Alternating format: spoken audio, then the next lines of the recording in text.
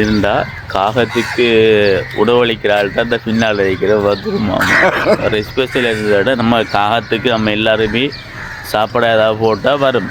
அது உண்மை.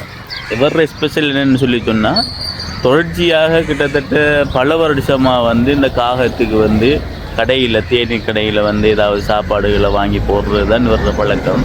அதனால் இவர் அதுவும் அதிகாலையில் தான் இந்த வேலையை செய்கிறவர்.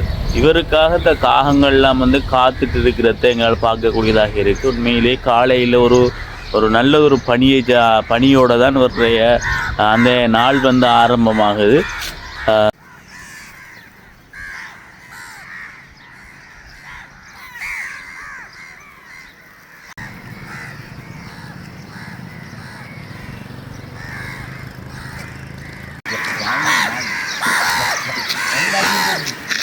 வேறு பின்னால் எப்படி போகுதுன்னு சொல்லி அவர் போக